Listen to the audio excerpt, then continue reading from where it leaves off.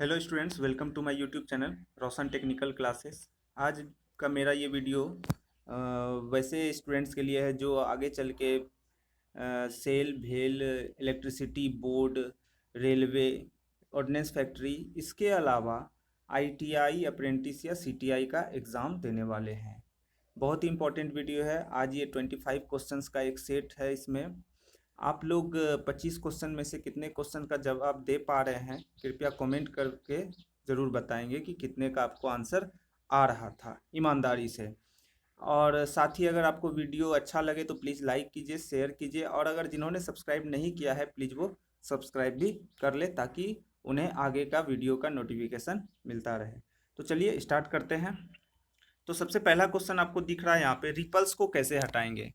तो रिपल्स को कैसे हटाते हैं हम लोग? ऑप्शन है प्रतिरोध के साथ, इंडक्टर के साथ, फिल्टर के साथ, इनमें से कोई नहीं। रिपल्स अगर पूछा जाए क्या होता है तो रिपल्स होता है जब हम लोग एसी को डीसी में कन्वर्ट करते हैं तो फुल्ली डीसी में कन्वर्ट होता नहीं है, कुछ उसमें एसी रह जाता है, तो जो कुछ रह जा रहा है वही कहला रहा है मेरा रिपल्स। तो उसको हटाने के लिए क्या करते हैं हम लोग? तो उसको हटाने के लिए हम लोग फिल्टर लगाते हैं। तो रिपल्स को कैसे हटाएंगे? फिल्टर के साथ हटाते हैं।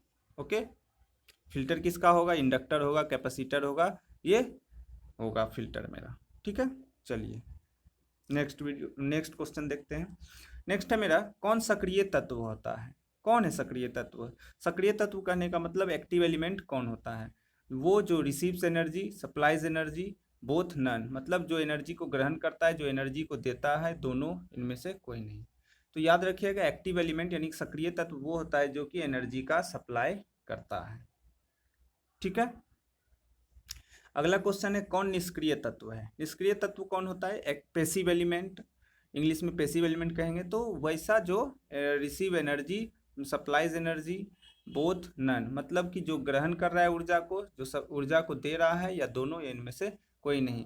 अगर हम लोग एक्टिव का बात कर रहे थे, जो वो सप्लाई कर रहा था, जो एनर्जी वो हो रहा था, तो यहाँ पे क्या हो जाएगा? जो रिसीव कर रहा है, जो ऊर्जा को ले रहा है, वो कहलाएगा मेरा निष्क्रिय तत्व यानी कि पेसिव एलिमेंट। नेक्स्ट क्वेश्चन देख रहे हैं, यूजेटी कितने जंक्शन, यूजेटी में कितने जंक्शन होते हैं? यूजेटी में जंक्शन का संख्या बताना है। ऑप्शन है 2, 1, 3, 4। फुल फॉर्म पूछे यूजेटी का तो यूनी जंक्शन ट्रांजिस्टर। तो नाम से ही पता चल रहा है इसमें कितना जंक्शन होगा। ऑप्शन नंबर 2 यानी कि 1 जंक्शन, एक जंक्शन होता है इसमें। क्लियर है? अगला क्वेश्चन देख रहे हैं। अगला क्वेश्चन है, एलईडी को जोड़ते हैं। एलईडी का पूरा नाम लाइट इमिडिंग डायोड, प्रकाश उत्सर्जक डायोड। तो यहाँ पे ऑप्शन है फॉरवर्ड बायस में, रिवर्स बायस में, दोनों में किसी में नहीं। एलईडी को याद रखिएगा, अगर हमको एलईडी को जोड़ना होगा तो हमेशा फॉरवर्ड बायस में जोड़ेंगे। फॉरवर्ड बायस होता क्या है? फॉरवर्ड बायस होता है पी को प्लस से एन को निगेटिव से जोड़ना, सीधी बात है। रिवर्स बायस हो गया क्या? उल्टा जोड़ देना, यानी कि पी को माइनस से और एन को प्लस से। तो फॉरवर्ड बायस में जोड़ेंगे तभी जो है मेरा वो एलईडी जलेगा। और एलईडी में एक होता है बड़ा सा टर्मिनल, एक बड़ा सा निकला हुआ रहता है टर्मिनल, और एक छोटा, जो बड़ा वाला है वो प्लस है और जो छोटा वाला है वो माइनस होता है। चलिए आगे बढ़ते हैं।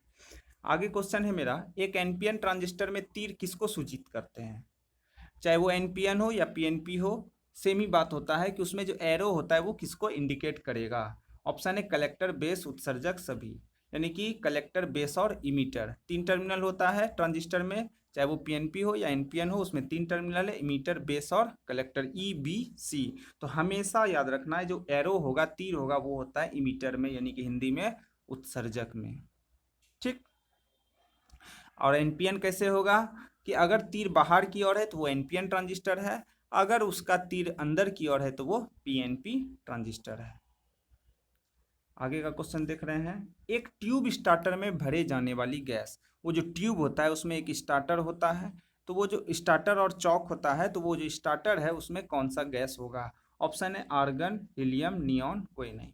तो स्टार्टर में कौन सा गैस होता है? तो स्टार्टर में होता है मेरा हीलियम गैस, ऑप्शन नंबर 2। ठीक है, नेक्स्ट क्वेश्चन देखते हैं। नेक्स्ट क्वेश्चन है मेरा, निम्न में से कौन सी मोटर उच्चतम स्टार्टिंग टॉर्क देगी? स्टार्टिंग टॉर्क किसका हाईएस्ट होता है? किस मोटर का? ऑप्शन है capacitor start motor, repulsion motor, universal motor, अस्थाई कैपेसिटर मोटर। ज़्यादा सोचना नहीं है, सब कोई को पता है। जिन्हें नहीं पता है वो आज अभी आंसर देख लेंगे। तो ये होता है मेरा आंसर कैपेसिटर स्टार्ट मोटर, जिसका कि स्टार्टिंग टॉर्क हाई होता है। नेक्स्ट क्वेश्चन है मेरा, किसमें प्रारंभिक लागत अधिक होता है? प्रारंभिक लागत इनिशियल कॉस्ट किसका अधिक होगा, यानी कि ये पावर प्लांट का बात कर रहा है। ऑप्शन है thermal power plant, hydro power plant, nuclear power plant, इनमें से कोई नहीं। तो शुरुआती लागत इनिशियल कॉस्ट होता है मेरा किसका अधिक? हाइड्रो पावर प्लांट का।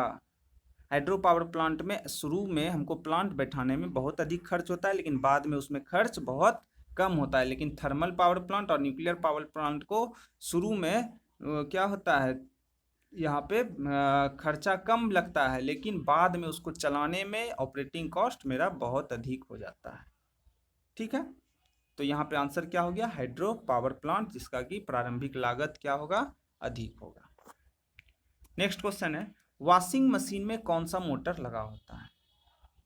बहुत अच्छा क्वेश्चन है। ऑप्शन है 220 volt DC motor, 230 volt capacitor start motor, universal motor, repulsion motor.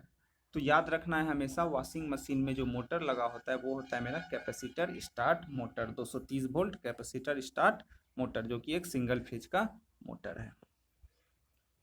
Next question देखते हैं। नेक्स्ट क्वेश्चन है, विद्युत इस्त्री में ऊष्मा का स्थानांतरण होता है। हीट ट्रांसफर का क्वेश्चन आ गया।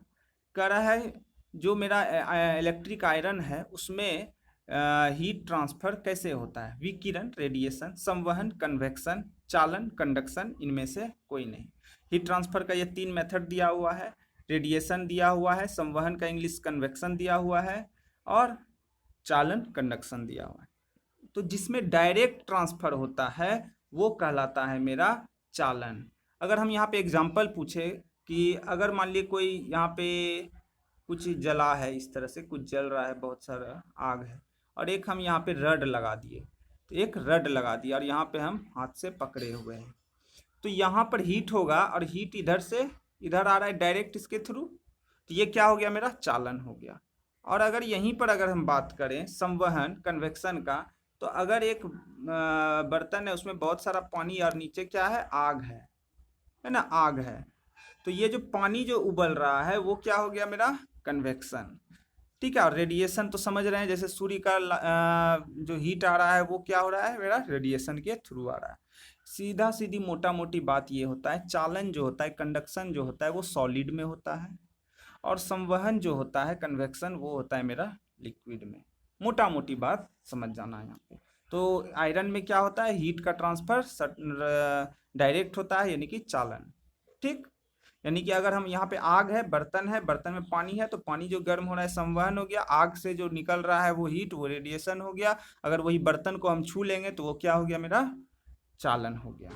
ठीक, नेक्स्ट क्वेश्चन, निम्नलिखित में से किसे मॉडरेटर के रूप में प्रयोग किया जाता है?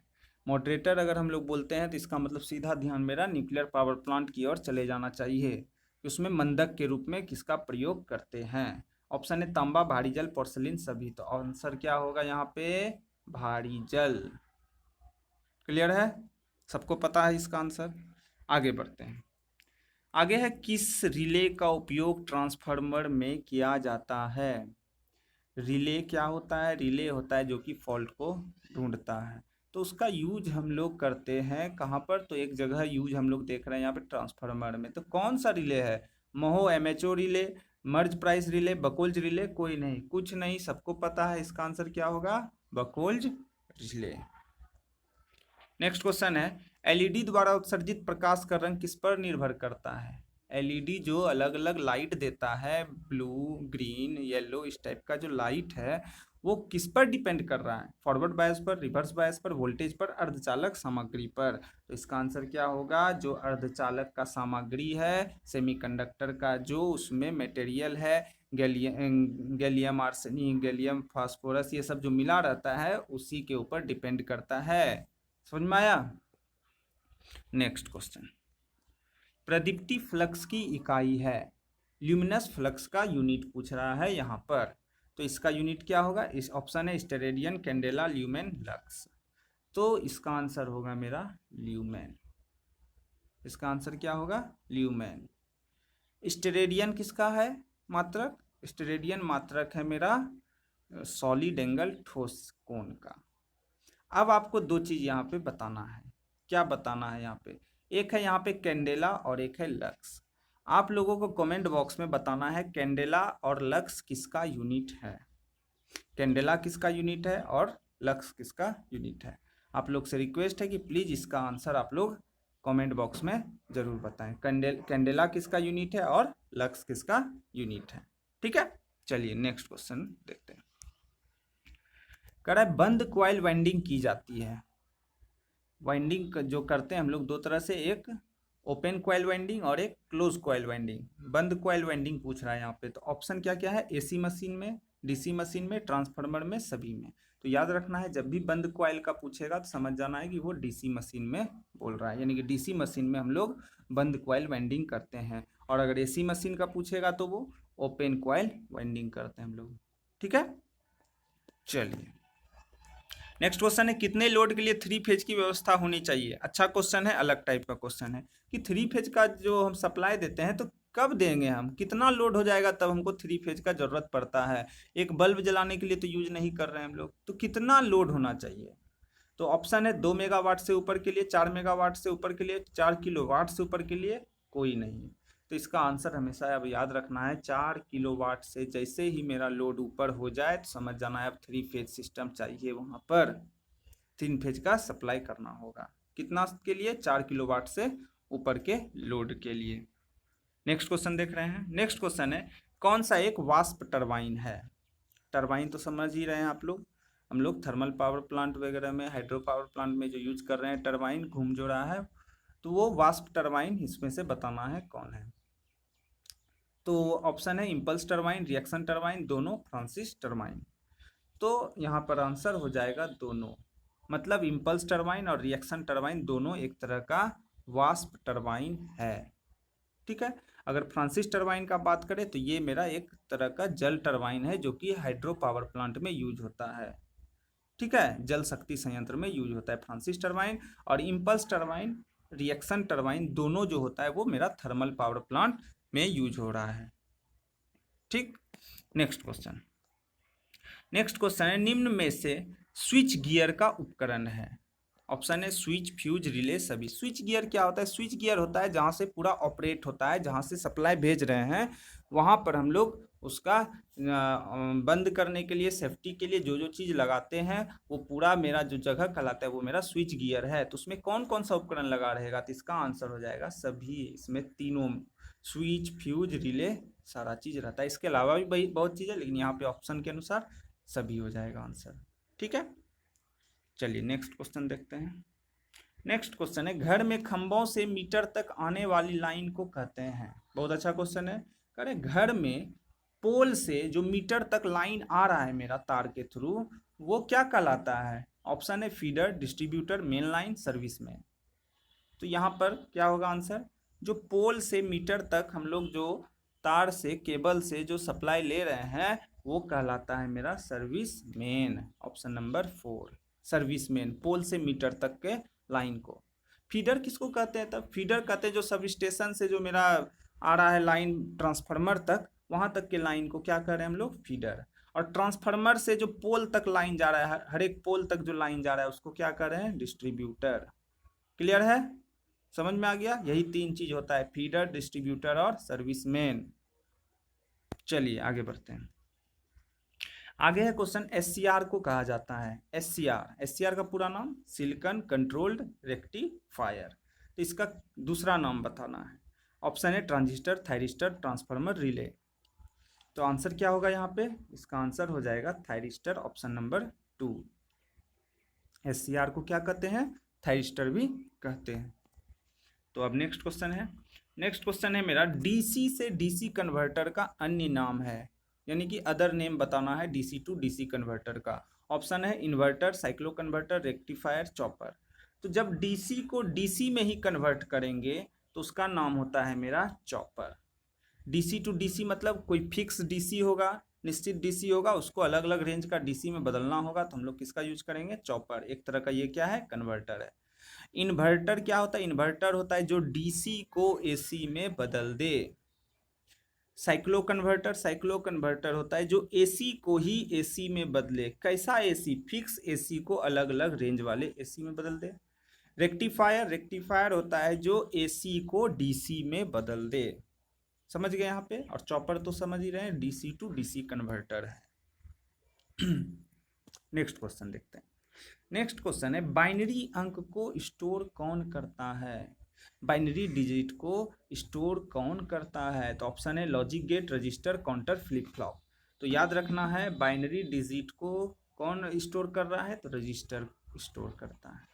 रजिस्टर वो प्रतिरोधक नहीं, रजिस्टर लिखा हुआ है। ठीक है, चलिए नेक्स्ट क्वेश्चन देखते हैं। नेक्स्ट क्वेश्चन है, भूमि का प्रतिरोध है ना, भूमि का, जमीन का रेसिस्टेंस क्या होगा? ऑप्शन है 1 मेगा ओम, 20 मेगा ओम, अनंत, शून्य। तो एकदम एकदम एकदम याद रखना है कि भूमि का रेसिस्टेंस हमेशा क्या होता है? वो 0 होता है। तभी तो करंट फटाक से चले जा रहा है जमीन में ना, इसलिए रेसिस्टेंस क्या होता है? वो 0 होता है। नेक्स्ट क्वेश्चन देखते हैं। नेक्स्ट क्वेश्चन है मेरा, 3 फेज सप्लाई को 2 फेज में बदला जा सकता है।